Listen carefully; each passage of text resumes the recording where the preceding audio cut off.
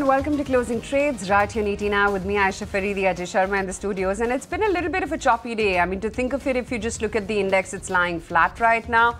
But we did dip into the red, and from there again has come a recovery. But today, much like many months now, one can safely say, today the action is not about the Nifty or the Smids. It's clearly about the Nifty Bank. That's where the big chunk of the move is. So if you just look at the Nifty constituents also right now, while the rest of the index, or a large part of the index, other than some of the technology names, is all in the red, and then you've got banks which are majorly holding out in the green, and that's exactly what is reflecting right now on the index. HDFC Bank, 3.5% higher. Axis, over a 3% move. ICICI Bank, another 3% in the green. Innocent Bank, 2.25% in the futures. Kotak, 1.6% higher. And SBI in tow with the large cap banks. So, yeah, finally, the sleeping ones have begun waking up, and the giants, I should say. As they say in Transformers, the fallen shall rise again. Shall rise again. Exactly. They've finally risen. You know, I have a few thoughts to share out there, Aisha, and I was putting some data together. If I look at the Bank Nifty, on a 6-month basis, on a year-till-date basis, if you can fire that way, 1-year basis, 3-year basis, Nifty banks have actually underperformed the Nifty. And that has been a case because these are the bulk of it actually owned by FIs. And FI have been big sellers for a very long period of time. And in the meantime, while the underperformance was happening, these banks are trading at very fair valuation. Bulk of the bank is actually trading just around their average valuation. So there is a very strong case that Bank Nifty is breaking out. Today's move is, if you look at it, post the 3rd June fall, we saw equally large move. But entire market is moving. Today, Nifty Sensex are flat. Small and mid-cap is witnessing profit taking. But not only of the 51K, we are knocking at 52K as far as Bank Nifty is concerned. I was looking at the valuations, fair valuations. Ownership has got corrected from the FI side, over-owned. Now they become fairly owned. Nobody is going gangbusters on banks yet. Look at the GDP upgrade which have come in, right? From the RBI side in the last 1 week, Fitch, Moody's, everybody has upgraded the GDP growth. NPAs are under check. Growth is very reasonable out there. So now the street is, kind of going or gravitating towards the space where, unlike, say, parts of defense, parts of power, parts of PSUs, which are massively stretched on valuation, people are finding comfort in banks. And this move is backed by volumes. I'll talk to Kunal also shortly about this. How much is the open interest addition, and is the just long positions or delivery volumes also there? But Nitin Raheja is now joining us. In fact, Nitin and I were having exactly this conversation last evening at the sideline. Nuresh, Kunal, welcome to the show, both of you as well. But Nitin, let's take off from there. Yesterday we were talking that it's not very sexy to talk about banks, right? If you ask a doubler in next 3 years and somebody says SBI le lo, nahi kuch aur batao, because people are not really, SBI double hoga 3 saal mein. Of course, the profits growth is very high, but people are not finding it sexy enough. But it appears that flows are now directed towards bank. What are your thoughts? You were bullish on banks last afternoon as well. We've been bullish on this whole sector for some time now. Unfortunately, technically, because it's been an over-owned sector, especially it's a very liquid sector, and it was over-owned by the FPIs. There was a time years back when, because there was this 20% ownership limit, there used to be a block of banks which used to trade at premiums, the FPI, what we used to call as the FII block. Now it's been the reverse, because they've been selling down India in the last few years. We've seen this whole, and this has happened at a time when, you were there yesterday, and we heard the RBI governor, and we heard Mr. Khera talk about how strong the fundamentals of the banks have become in terms of capital adequacy ratio, in terms of the whole credit costs coming down to all-time lows. I think the banking balance sheet, I don't see as being as strong as it is today in the last decade. And, if we are going to talk about the strong economic growth, like you said, I think clearly banking is the sector that is going to participate. And when it does participate, one of the reasons it's such a large chunk of the Nifty ownership in the Nifty or indexes is the sheer size of profitability that comes out of the banks is immense. So, and when you look at valuations, these are trading at, if you take the PSU pack out, private sector banks especially are trading at the kind of valuations I have not seen for a very long time. So I think it's a very interesting place to be in, where I think in a market where everything is run up, I think value clearly lies out here. That's exactly the question that we posed to all of the experts in the channel yesterday. From Rhythm Desai, we also spoke with Manish Chokhani just last evening on the sidelines of the ET Now Leadership Dialogues, and they all believed consensus call is banks because that's where you have valuation comfort. And guess what? It's begun playing out today itself. So let's hear out Rhythm Desai's view on financials. Financial services led by the lending large lending businesses, and I'll emphasize large because the environment is very favorable for large, not necessarily the small. And capital market businesses, financial services overall, I think is set for a major leg up. It has been lagging the market so far.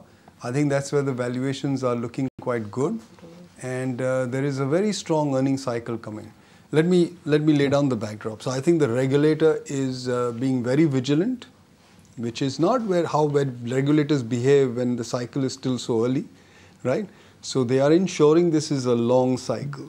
It's not going to end so quickly like it did in the first decade of this millennium, when very quickly, lending just shot through the roof and NPL started building up. So it's a long way before we get credit cost. I think margins have stabilized. We're through this rate cycle. We don't see the RBI in a hurry to cut interest rates. And the reason is that they are steadfast on their 4% inflation target, which will take some time to be achieved. And growth is fine. So what's the purpose of cutting interest rates? I know a lot of people say India needs to cut interest rates. Why? We don't need to. We have got good growth and we've got stable inflation. So the interest rate is just about right. It's not like the US, which is slowing down in terms of growth and therefore may have to ponder over rate cuts. India is not. India, if anything, India is going to accelerate in terms of growth. So I think the rate environment is spot on. So with that, the banks, I think, make more money. This center point of the country will pass through financials. And it's not just the banks, the wealth management companies, the mutual funds, the stock markets, enough range of things to play there. Historically, each time the government vacated a sector, the profit pool came to private sector, and they tended to be natural oligopolies. So it's happened already in telecoms. They vacated telecoms, they vacated airlines, and so on, like they did in the past with banking, or they did with media, and so on and so forth. So all that is also still coming. And the whole policy push is manufacturing. We want to go from whatever 16% of GDP to 25%. So you can expect all the policies to come directionally in favor of whether you're doing semiconductors, your PLI will come for semiconductors, electronics, pharmaceuticals, chemicals. For us, it is, as of now, it is 12% of our business, of our balance sheet comes from our international operations. And we have an ambition of scaling it up only. We will continue to remain in the geographies where we are, and we are selectively looking at it, the other geographies also where we can expand, where there are opportunities where, so that is very clearly a focus area for us. And in the medium term, we would like to increase our international banking book from 12 to at least 15%. That is SBI for you, the new avatar of SBI, which is doling out, massive, copious amount of liquidity in the form of profits and racing ahead of many private sector enterprises, even higher profitability than Reliance now, moving towards 900. But for a moment, I'll go back on the Bank Nifty breakout and talk also about not only HDFC and indices which are leading it, but the smaller ones. Look at RBL, 5%, back to 270, it went to 220 in the meantime. Kunal, what is your reading of the Bank Nifty breakout today? How is it different from the June 4th move, where everything else was also rallying? But today, rest of the market is largely quiet, but this one is making a big move. I'll tell you, we started the show, the Bank Nifty open interest was just 9.5% plus. Right now, it's 14.5% plus. Oh my God. So in just the last 15 minutes, there's been 5% jump in the open interest for Bank Nifty. That itself tells you that this move is backed by strong volumes, the point which you were asking earlier. Yeah, I think now what happens is that, with this kind of move, we establish one trend, which is the leadership stocks. And that comes back into the likes of HDFC Bank, Maybe to a larger extent, Axis Bank also could probably be a breakout candidate over here. And now would probably be a point where many of the laggard stocks, the likes of Bandhan Bank, RBL, IDFC First Bank, in terms of price performance, these stocks can make a comeback. Look at it this way, for the first time, I think Kotak Bank has also come back to a breakout about 200-day moving average. Even after that sharp correction, the stock had seen almost a month back. So that itself tells you that it's now time possibly that the underperforming stocks can also move up higher. So I think the ball is open. It depends on what kind of stocks one is looking out for. Leadership stocks, I would still believe HDFC Bank, Axis could be the key candidates over here. Kunal, that's the underperformers, the large cap private banking names. What about the PSBs, which in any case have done well?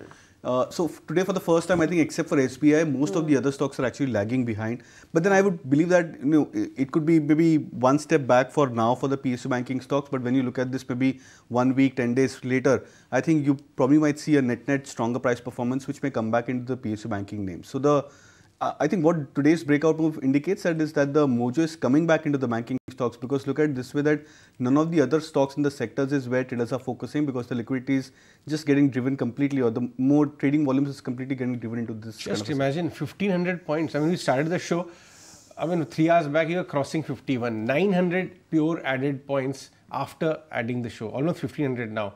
But I'll go back to the smaller bank.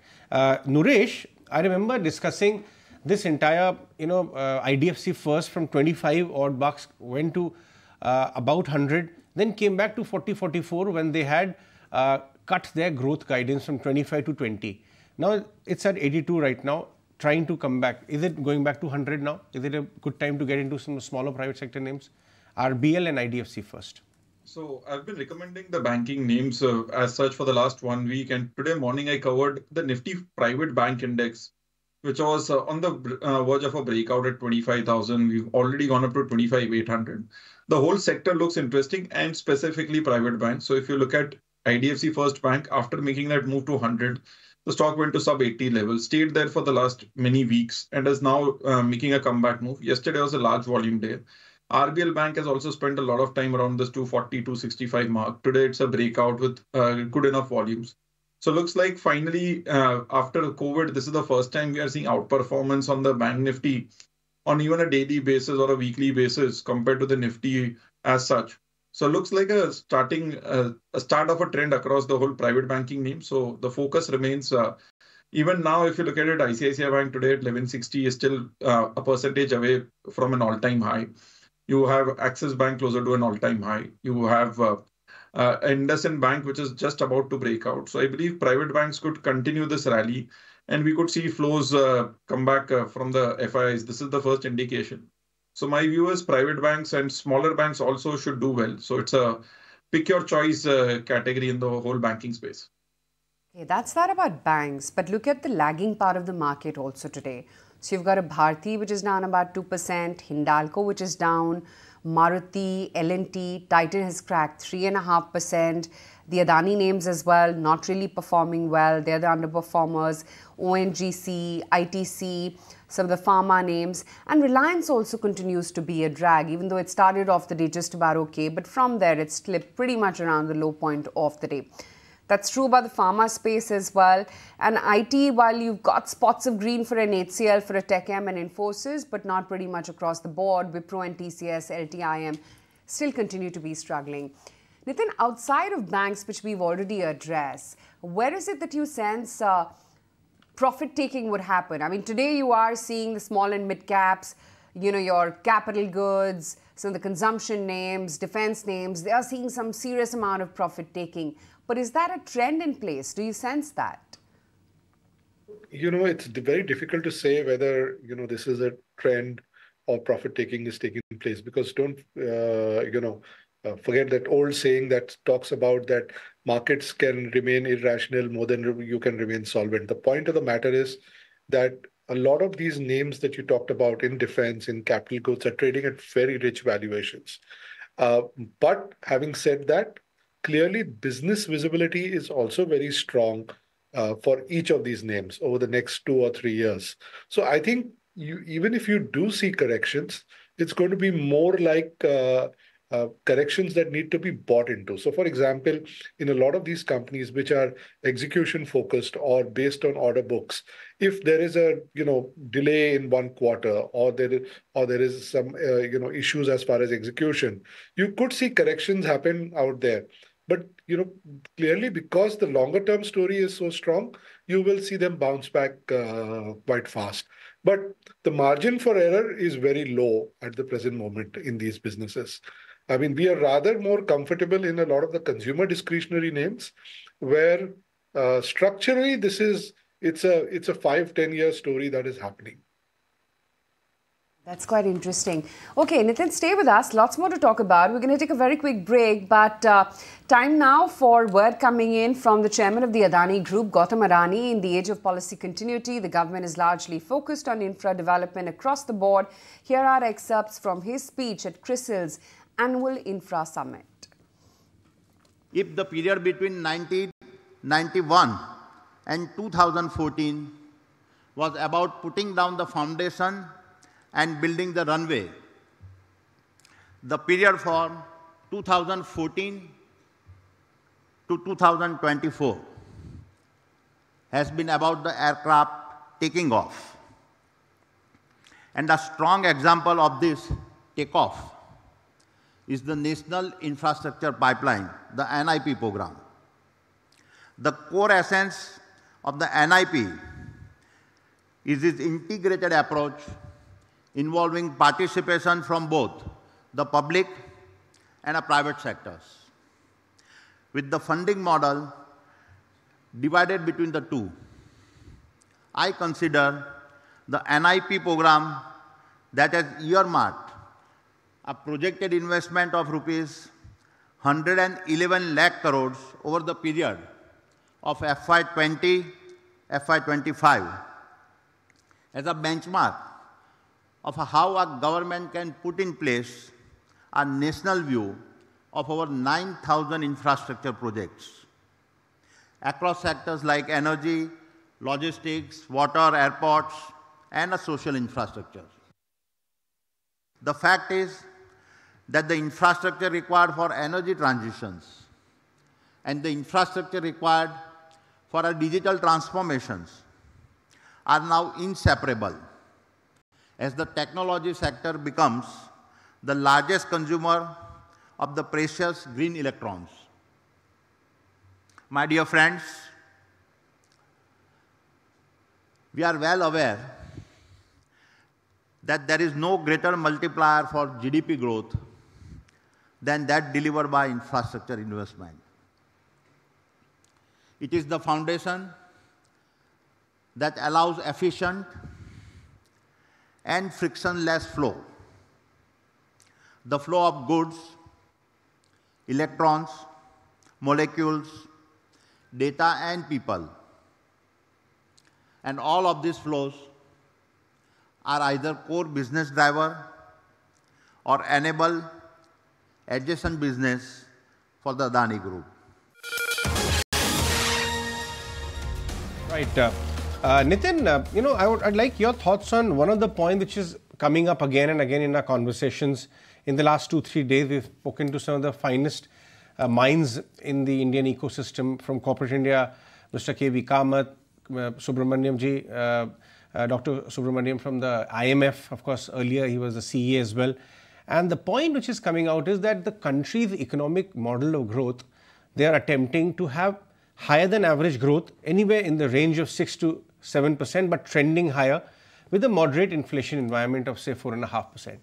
If indeed this happens, what does it do to the capital market on a 3 to 5 year, say 2030, a view from between now and 2030, in your view? I think clearly the capital market is looking at a very strong trend going ahead. Right, you will have these periods where in the capital market where valuations go a little ahead of fundamentals, right? But I think the key important fact is that, look, I think someone made a very valid point yesterday at the conference yesterday, which talked about the fact that the capital markets has two legs going for it. One is a PE re-rating and the other one is growth, I think. And, he talked about how PE re-rating has largely happened. because when we compare it to historic. So now I think a lot of it is going to be driven by growth, and the faster the growth and the better the growth, we should see the capital markets trend upwards. But you would have periods of time when you get into a consolidation phase, or there is a global event which would, impact the markets in the short term. But structurally, if you look at where we stand, and capital markets being a proxy for the GDP and growth, you do see it's a good place to be. It's a great way to compound your money. And more importantly, I think one of the key elements is that as far as the whole equity culture is concerned, I think it's yet very, very nascent, considering that an average Indian's household asset, equity is hardly around 5.8 or 6%. So I don't think we are over-owned as far as equity goes. And as an asset class, I think the big change, according to me, happened in COVID. You are in 2020 in COVID, and you are a digital economy which has been well connected using the national ID card linked to all online brokerages. And anybody who came into 2020 and this young population with a hungry appetite for risk, who participated, is in the money, and in the money big time. I don't think a bunch of people are going away from equities as an asset class. So I think we are only going to see more and more conversion. So you have growth, B, you have more and more demand coming from for equity as an asset class. So and plus, if India becomes an asset class globally, you will see the weight of India going up in the MSCI. Don't forget, we are at 18% and China has come down. But if we are going to go faster, there's no reason why our weight in the MSCI will not go up. And that's going to mean more money coming into India. So all in all, I see, from a capital market perspective, a great, time going ahead. Okay, Nitin, great to have you on the show. In fact, what you were talking about was actually Manish Chokhani in his conversation with Utpal Sheth just yesterday, talking about as to how the market may give you decades of underperformance in various sectors. But when the growth starts kicking in, that's where you see big re-rating happen. Let's hear out an excerpt of that chat. The next 15 years will have to be driven by earnings growth rather than continued P multiple expansions. The conditions for future earnings growth is dramatically different. One of my pet theories is terminal value investing. And instead of applying that to a company, if we are to apply that to India and say what is the terminal value of India, then I think one comes up with very interesting possibilities.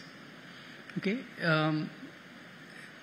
our manufacturing potential, or the per capita income changing, or financial deepening in the economy. I think we are getting to a point where the confluence of all of these factors is giving us the outcomes which we have not earlier imagined. So I would say that India is an idea whose time has come. This center point of the country will pass through financials. And it's not just the banks, the wealth management companies, the mutual funds, the stock markets, enough range of things to play there. Historically, each time the government vacated a sector, the profit pool came to private sector, and they tended to be natural oligopolies. So it's happened already in telecoms. They vacated telecoms, they vacated airlines, and so on, like they did in the past with banking, or they did with media, and so on and so forth. So all that is also still coming. And the whole policy push is manufacturing. We want to go from whatever 16% of GDP to 25%. So you can expect all the policies to come directionally in favor of whether you're doing semiconductors, your PLI will come for semiconductors, electronics, pharmaceuticals, chemicals. Back with closing trades right here in ET now. While it's banks on one hand, it's actually fertilizers on the other. Look at Chambal Fertilizers, Coromandel, big breakouts on these stocks. But Ansh is here with the list of some of the other volume buzzers in trade. Ansh? Right, so Chambal Fertilizers will be the first stock in focus, as the stock has given a good breakout from its horizontal resistance zone, and it has also touched 2-year high level. In addition to this, we are seeing that breakout is being backed by a volume of over 10 times its average trading volume of last 20 session, indicating very strong participation in today's breakout. Apart from this, Deepak Nitrite is also in focus, as the stock has given a breakout from its downward sloping resistance trend line with volume of over 2 times its average trading volume of last 10 10 sessions. Axis Bank is also in focus as the stock has actually given a breakout from its symmetrical triangle chart pattern, indicating very strong bullish sentiment over here. Lastly, Sangur Manganese will be in focus as the stock has given a breakout from its upward sloping resistance trend line with volume of over 5 times its average trading volume of last 10 sessions. So keep an eye on the stocks. Devang Mehta is also joining us from Spark Capital. He's, of course, the Director Equity Advisory at Spark. Devang, afternoon. Devang, what are your views on the entire fertilizer pack? This is the most obvious agri play, and ever since Mr.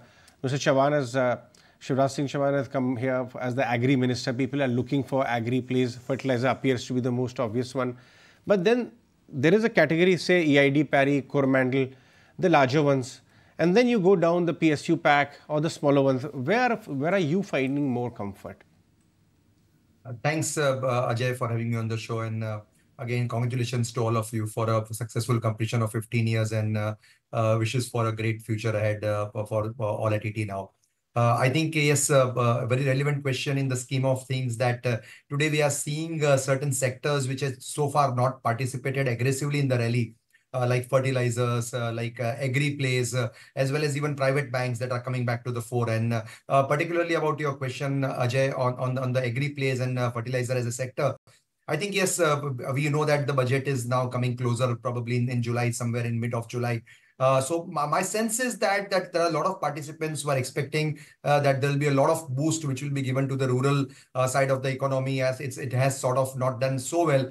Some of the FMCG participants also came in this analyst guidance that most of these companies are now trying to come back, and there was a decent volume growth which is seen. Now, I think on the agri plays and on the fertilizer side and also agrochemicals and specialty chemicals, it seems that probably they have gone through an extremely tough phase in the last 1.5 to 2 years when the capex side of the market has done well. I think these are some of them are really value plays. To tell you the truth, yes, companies like Coromandel, companies like PI Industries, all these are sort of our picks for a lot of our clients. And also on the agri side, some companies like Sumitomo Chemicals, which are again in agrochemicals, specialty chemicals, most of these companies, the process of destocking also seems to be over. So I think this is, as a sector, this looks interesting. Probably people are expecting a lot from the budget, that something to be left on the hand of the consumer, the agrarian economy, the rural economy, the hinterland comes back to the fore. But honestly, this is just the start of the rally. I feel that there are still legs to go ahead if this is followed with good earnings growth as well. Now, the farm equipment end of the rural side has obviously already made a recovery because it's, punched up in names like Eicher as well as M&M. But what about the FMCG plays? Do you see a sustained move in a Dabur, Marico, etc.? Because we've only seen sporadic move-ups.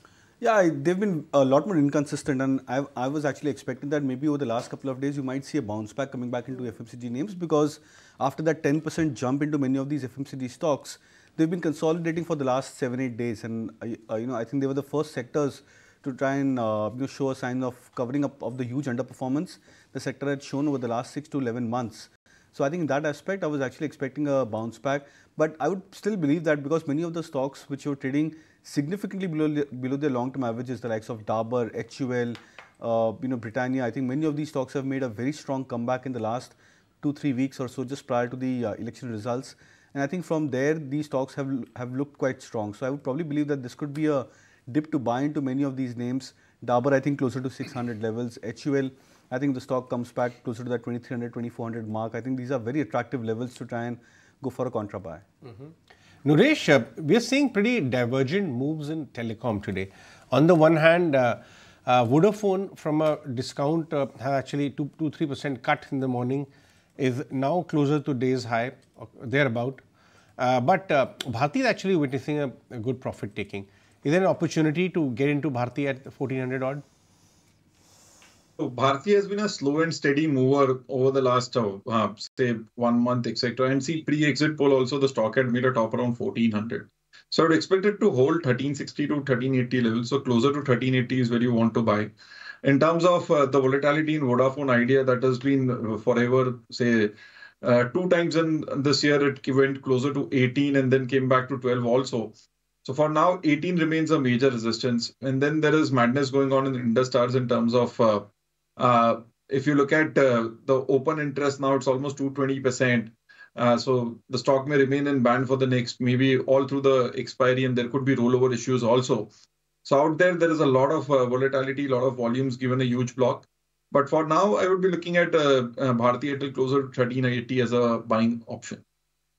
That's correct. After the block, everybody wants to get into Indus Tower, and probably that is the reason for the sharp spike in OI. Among reasons, another reason why the entire fertilizer pack could be very active today is that there is my colleague Sumit actually joining in, and he gathering that there is a case building for some reduction on that side as far as GST is concerned. Sumit, tell us, when is the next GST Council meeting happening? Well, just to begin with, the GST Council meeting is on Saturday, the June 22nd. But yes, relief likely for fertilizer sector because the Fitment Committee has recommended to GOM on rate resolution to bring down GST on fertilizer from the current 5%. That's one important aspect there.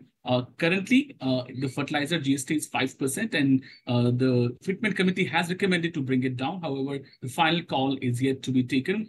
Also, certain other issues will be discussed in the meeting over the weekend. There will be this clarification on tobacco products, cigarettes, BD, smokeless tobacco. Also, online gaming could get relief because of 20% GST, which was implemented. That can be reviewed as well. That's another thing. But main issue is of fertilizer. Industry has been demanding 5% duty reduction from the last many GST meetings. And this time, the Fitment Committee has recommended to GOM to bring down from 5%. So these all things could be happening over the next few days. And the final decision will be possible to see only on the weekend on Saturday, June 22nd. Well, yeah, Saturday is when it's that all-important GST Council meeting, but the fertilizer pack, of course, is holding a buzz ahead of that in anticipation. By the way, just want to mark what the global markets are up to, because while we started off just about quiet, today I would say select markets in Asia have managed to outperform the rest of the globe. Look at Kospi, look at Hong Kong. Hong Kong, it was on a tear today. An over 500-point move, almost a 3% rally is what that index saw at a time when China was actually in the lag. European markets, they've started off mildly soft. In fact, markets like CAC are down about almost 0.5%. And the stock 600, the broader index, that's also getting a little bit mildly soft after, the UK inflation print has actually fallen. The FTSE as well is a little bit lackluster. US markets, I think, are closed overnight. But we do have actually seen a bit of a fall, not just in the overall market, but in the Nifty Bank also, which is reflective on the rest of the markets as well. You are seeing some amount of skim getting eased from the top. Kunal, a trade for the Nifty Bank today and tomorrow, and the trend, irrespective of this last hour profit taking, do you think that's on the breakout, on the upside? Yeah, it's definitely on the breakout on the upside, and I think the last 1,000 points move for the Bank Nifty is more because of the options expiry, the weekly expiry today, because we got very close towards that 52,000 mark on the Bank Nifty. 51,957 approximately is the high for the bank index, and there's bound to be some protection which typically comes back when you are nearing a round strike for the indices. But I would believe that this is just a pullback correction for the banking index because of the expiry. Once that settles out, I would probably believe over the next couple of days you might see one more round of up move coming into the banking stocks. And I think the best way to try and encash or ride this trend would be to try and look at the leadership stocks or the leader stocks. And I think in that sense, HDFC Bank, Axis Bank would be the two prominent names over here. Mm-hmm. Devang, there is talk also on the street that the Heavy Industries Ministry may actually set up a task force to improve to set up a capital good policy 2025, improve automation on manufacturing side, etc. Which are the mid-tier company which could be a beneficiary from the capital goods / automation space in your view? Very interesting if this goes through, Ajay, because this is one space which will continuously need boost. More and more, I think, capital goods / infra / power / ancillaries, automation, AI. I think most of these companies are part of our portfolios, and we have gone down and drilled the last level proxy plays, which are very, very important to set up. Though they are last level, but they are the first level to set up businesses. So some of these interesting industries include air compressors, right? The likes of LG Equipment or Kirloskar Pneumatic or something like an Ingersoll Rand, just giving certain examples. Now, these are businesses which are extremely, the industry itself is 45,000 crores in terms of market cap. Now, I don't see any reason why this can't grow multifold if you require air compressors, which are extremely critical in terms of setting up of any plant or any facility that people start. So this is one sector which one should look at. I think in the capex side, we have always talked about energy space, something like a Hitachi Energy, which has already given great sort of returns to the investors. But from here on also, if the EPS grows, which seems in all possibility, and the order book is already swelling, I think these are certain proxy plays which will keep on doing extremely well. And of course, the usual suspects like the Siemens and ABB who are flush with orders, and they give orders down the line to other companies, other bearing companies, motion management companies like Timken. I think there are a plethora of companies which benefit if such capital good policy or something of order or a lot of orders from the government side as the private capex picks up. Nuresh, while the auto names like M&M, etc., are still making big moves, one stock I want to do a chart check with you on is Force Motors.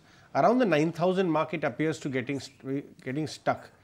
Is it a time you should spend some more time here before it moves, or is it a good time to start accumulating now? It has gone into a one-way move in 2024. It went from 4,500, 5,000 all the way to 10,000 very quickly. So this is a pause wherein the stock has got into a range of 10,000 to 8,000.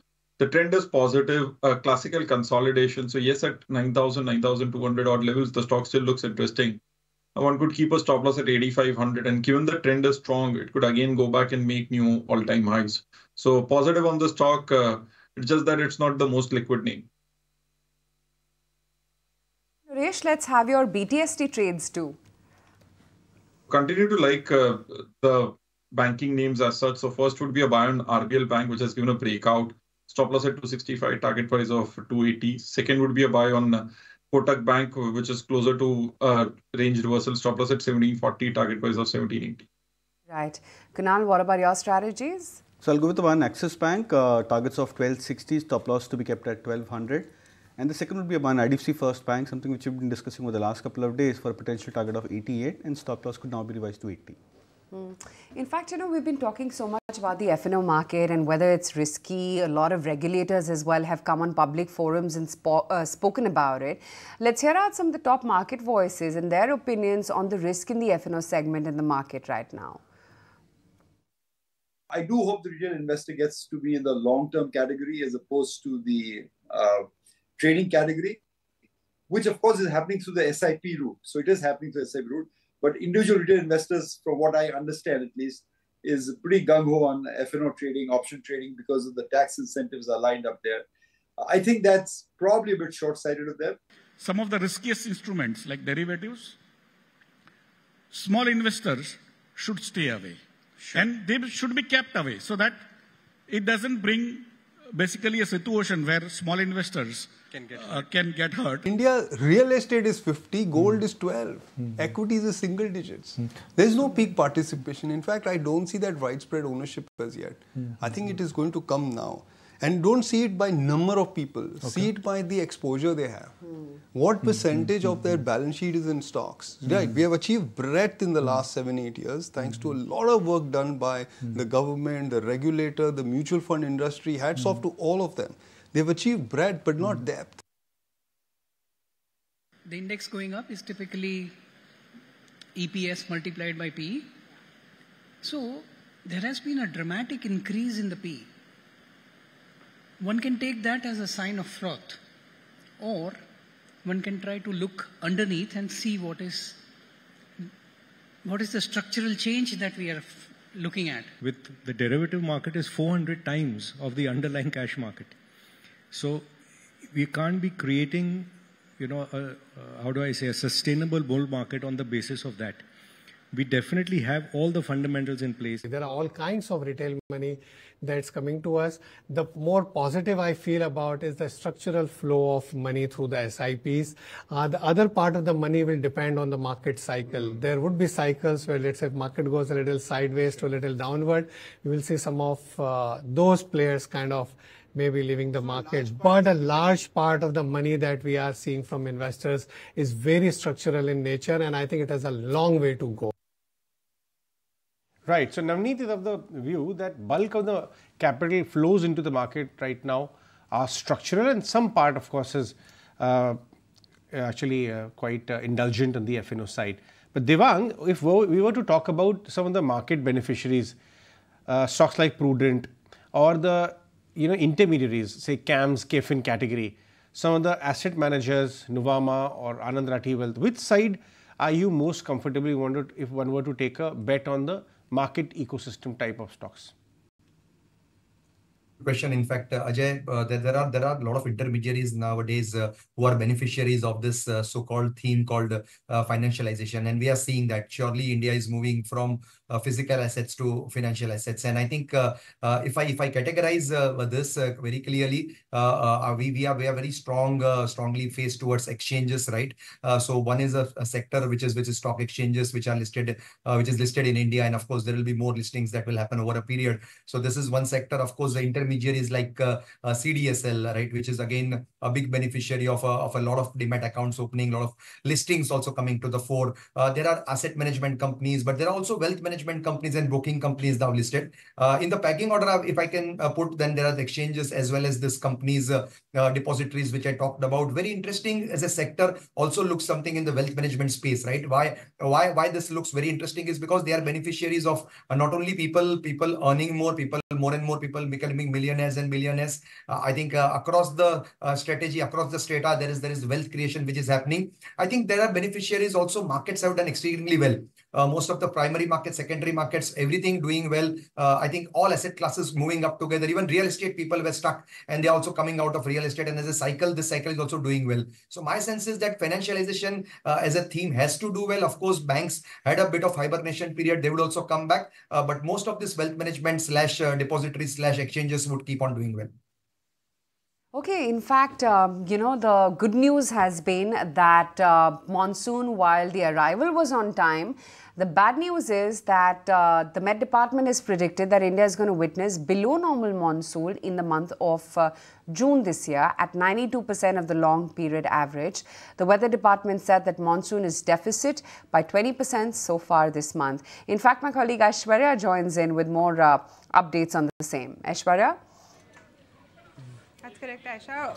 We're supposed to be in the thick of monsoon by 18th, 19th of July, and see, we're in a very bad shape at this point in terms of monsoon and the showers that we've seen, at least in Mumbai as well, right? But as you rightly pointed out, IMD has predicted below average rainfall or below normal rainfall. Earlier, they had mentioned that June will see above normal rainfalls. 92% of the long period average, as you rightly mentioned. Now, the reason behind this being that the southwest monsoon have been stuck until 12th of June. We saw the monsoon being stuck at these particular passes, which is Navsari, Jalgaon, Amravati, Bijapur, Sukhme, Malkangiri. Until the 12th of June, they were still stuck there. So if we see some forward movement from these passes, we could have still seen better showers. Certain regions, in fact, have seen above normal rainfall, which includes, of course, the southern peninsular India, the south of India, as well as northeast India. But below normal rainfall is being witnessed across northwest, central India, as well as some regions of northeast India as well. Now, if we talk about the countrywide picture for showers and monsoon, it's been 20% in terms of deficit. We've seen only 64 mm average rainfall across the country, as opposed to over 80 millimeters of rainfall that you see during the month of June. Now, amid all of the regions, northwest India, central India, as well as east and northeast India are still seeing a deficit of anywhere between 15% to 70%, and southern peninsular India is the only region that is in the green at 60% more rainfall from its long period average. Usually it's about 92 mm in southern peninsular India, but we've seen over 106 millimeters of rainfall. So this is the only region that has seen a bit of a positive. As far as Mumbai's water levels are concerned, that's also looking pretty in a very bad shape. The number is precarious. At this point, the water levels until June 19th across all the 7 lakes that provide water to the city of Mumbai is only 5.3%. In fact, 2 of the reservoirs are reservoirs, and the water content, useful water content, is at 0%, which is at Upper Vaitarna and at Bhatsa. So rest of them, there is still some useful water content, but these 2 particular reservoirs are completely empty at this point. So it might be alarming for us in terms of how the monsoons have taken shape across the month of June, and the hope is only that we see better showers by the end of July as well. All right, thanks for that, Aishwarya. Let's hope so that this is a moving average, by the way. So as we go forward into the monsoon, let's see if it picks up or not. But Devang, you know, RBI is still in its forecast assuming a normal monsoon this time round. Which part of the agri kind of beyond, of course, fertilizers, do you like agri lenders, equipment makers, pipe companies or motor pump companies? Anything else which you like in the rural side? I think, yes, we like the auto sector as a whole, and I know that a lot of these companies, right from Maruti to Hero MotoCorp to even a company like Eicher, sells a lot of its automobiles in the rural area, and the two-wheeler companies also like Bajaj and Hero MotoCorp, who have just come out of a shell in the last, I think, 6 months to 2 or 3 quarters. Most of the numbers, be it tractors, be it bikes, be it two-wheelers, have generally been good. Maybe there is a period, a 1 month period, where there can be a bit of slack, but otherwise the numbers have been good. Also, to support this sector, there is an ancillary play which has also done very well. So most of the auto components or auto ancillaries went through a very difficult cycle post-COVID. 2-3 years were extremely difficult, but I think last couple of years, the aspirational India and the rural India coming back, I think most of this sector and these themes have started to do well. So I think a lot of these themes can be interesting, though autos and auto ancillaries have given good returns, but it does not mean that from here on it would not sort of do well. A lot of these companies are at an inflection point. I think next 2-3 years, if this is good for the economy, also the agrarian and the rural side of the economy, I see no reason why automobiles also, or auto components, can be a proxy play to play the rural recovery or the agri economy. Okay, that's the take coming in on a bunch of these stocks and themes in the market right now. In the meantime, you know, since we are on the subject of the agri reforms, with the NDA government now back in power for a 3rd consecutive time, what's the policy focus expected to be? Market veterans Purinju Veliathridam Desai believe that it's time for investors to turn their attention towards the agri theme. I feel next 5 years is going to be a very important time for the agriculture in India. With respect to the rural stress we are going through, it's a huge challenge out there. And, you know, after the 10 years of these reforms, and people complain about the gap between the haves and have-nots have widened. It's true. So that is how, you know, the initial part of any large reform period starts. So we have gone through that.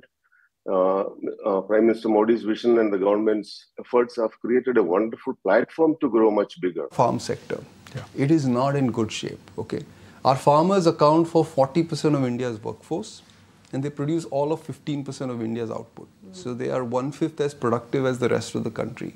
And when you have 200 million farmers who are so, who are so less productive, something needs to happen. I thought the farm laws were great. Okay, but unfortunately the politics, caused them to be withdrawn. And I just hope that we get farm reforms, because if the farmers get some tailwind, then India will surprise on the upside. That's not baked into GDP, it's not baked into our market call. We're not assuming that the farm sector will do better than it has in the last 30, 40, 50 years. But it has great potential. The next 5 years, apart from other things, I think the rural area will be real focus of this government, right? And as we have seen Mr. Modi's track record over so many years, right? He will recognize it that is where the party has actually not done well, specifically in rural areas. And there is no denial that the purchasing power in rural areas had gone down it was reflected into the growth of a lot of FMCG companies. It was reflected into our interaction with these kind of companies over the last 3-4 years. I think it will be a tremendous focus area in the next 4 to 5 years. And from a stock market perspective, the new winners actually could come from this sector.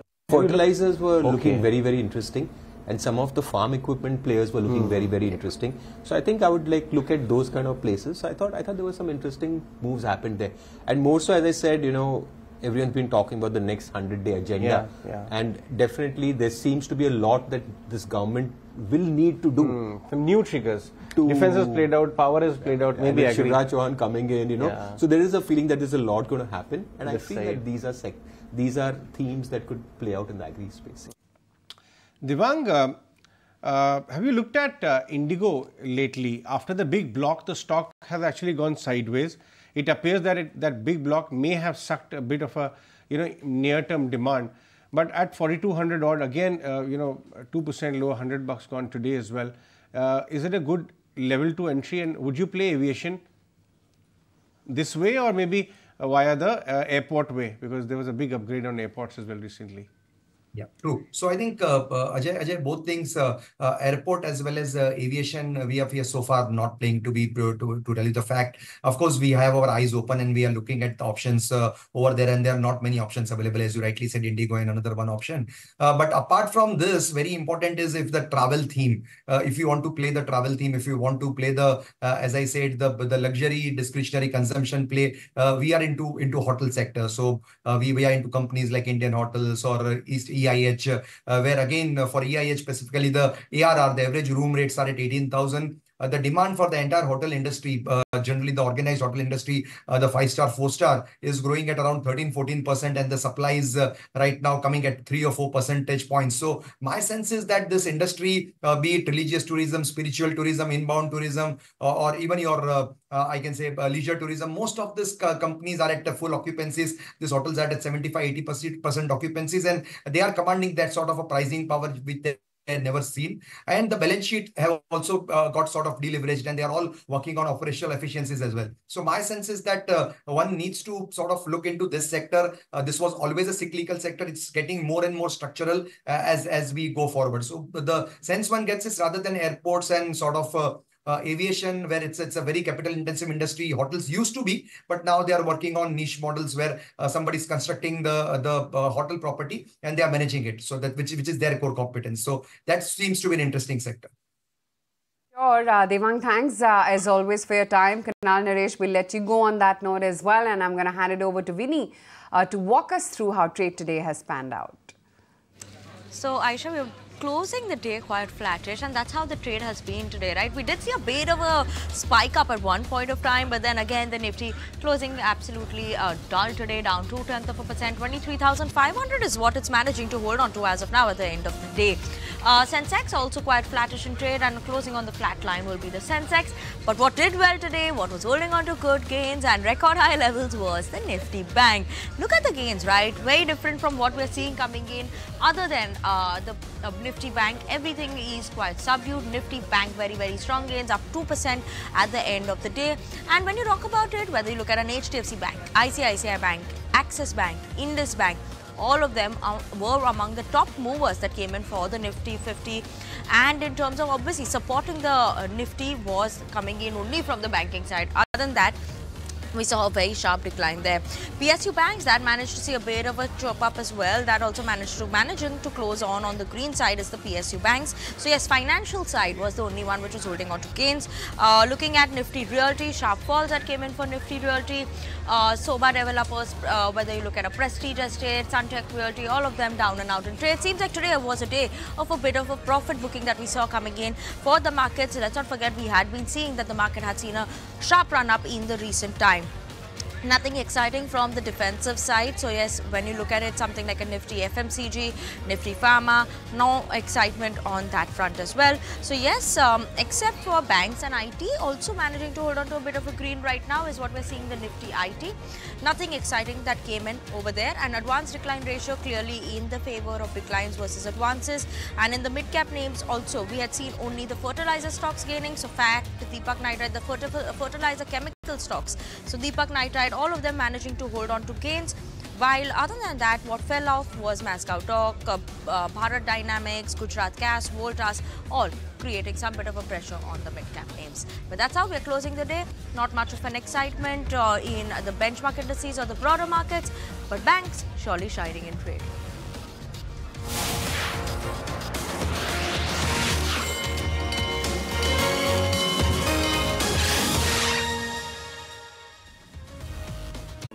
If you like this video, then like, share and subscribe to ET Now.